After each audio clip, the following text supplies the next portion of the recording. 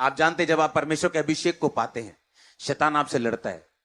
ठंडे प्रचारकों से वो कभी नहीं लड़ता, आप देखो उनका कभी विरोध नहीं होता। ठंडे प्रचारकों को हर बंदा अच्छा कहता है। क्यों? क्योंकि जो फायर वाले प्रीचर हैं, जिनको फायर रिलीज करते हैं, जो आत्मा में भरते हैं, जो मसे से भरते हैं, शैतान उनसे नफरत करता है। पता है क्यों? शैतान को मालूम है बातें करने वाले बहुत हैं।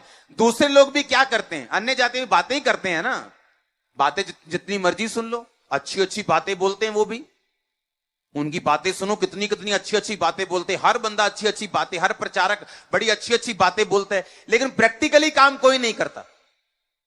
आज कैंसर है, किसी को प्रैक्टिकली बताओ क्या करना है। आज किसी को बीमारियां हैं, प्रैक्टिकली बताओ क्या करना है। प्रैक्टिकली बताओ कर्जे से बाहर कैसे आना है। प्रैक्टिकली बताओ अच्छा रिश्ता कैसे मिलेगा। प्रैक्टिकली बताओ, प्रैक्टिकल बात करो, इस दुनिया की बात करो तुम। वो तो होती नहीं है, क्योंकि शैतान को एक बात मालूम है कि मस्सा जब एक व्यक्ति की जिंदगी में आता है वो बदलाव पैदा करता है। पता है क्यों शैतान को मालूम?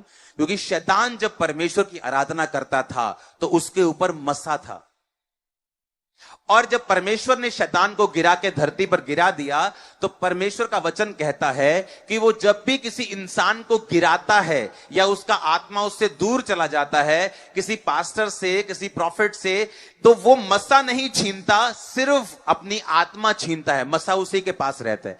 अभी भी वो हील कर सकता है, अभी भी वो चंगा कर सकता है, लेकिन परमेश्वर का आत्मा उसके पास नहीं है। शैतान आज भी मस्से से भरा हुआ है। आज भी कोई शैतानी गाना लगा दो, जोश चढ़ जाएगा, लोगों को डांस करने का दिल करेगा। वो क्या है? वो मस्सा है, पर कौन सा? नेगेटिव। कौन सा? शैतानी। आप कहीं जाएंगे, कहीं कुछ लगा होगा, कुछ ऐसा, मैं बोल नहीं सकता, कुछ ऐसा लगता है आपको, लगता है पावर महसूस होती है आपको उनके गानों में भी। वो रियल पावर है, आपको मालूम होना चाहिए। वो पावर रियल है, पर किसकी है? शैतान की। आज कॉन्सर्ट में गाने लगा दो, लोग झूमते हैं, वो रियल पावर है। वो पावर नकली नहीं है, वो रियल है, वो शैतान की है।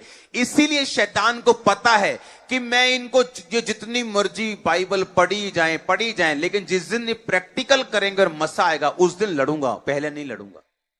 ठंडे प्रचारकों से वो कभी नहीं लड़ता, उनको मालूम है ये मेरा नुकसान नहीं करेंगे, क्योंकि जितना बदलाव लेके आना है वो मस्से ने लेके आना है। मान लो आपने प्रचार सुना किसी प्रचारक का कि प्रभु आपकी जिंदगी में काम करना चाहता है, प्रभु आपको चंगा करेगा, प्रभु आपको हील करेगा, लेकिन वो एक्चुअल किस पावर से होगा? वो अभिषेक से होगा। और अभिषेक से तब होगा अगर कोई अभिषिक्त जन आप पे प्रेयर करेगा। तो कितनी मेरी बात को समझ रहे हैं? परमेश्वर अपने आप काम नहीं करेगा, उसे इंसान चाहिए। जिस तरह इस धरती का एक रूल है, कोई भी आत्मा अपने आप काम नहीं कर सकती, शैतान की हो और परमेश्वर करता नहीं, ये उसका अपना बनाया हुआ रूल है। वो कर सकता है पर अपने वचन से बंधा हुआ परमेश्वर है। इसीलिए अगर शैतान अपने आप काम कर सकता तो जहां परमाणु बम पड़े हैं वो जाके फोड़ देता, लोगों को मार देता, पर वो काम नहीं कर सकता, उसे शरीर चाहिए। इसीलिए वो क्या करता है?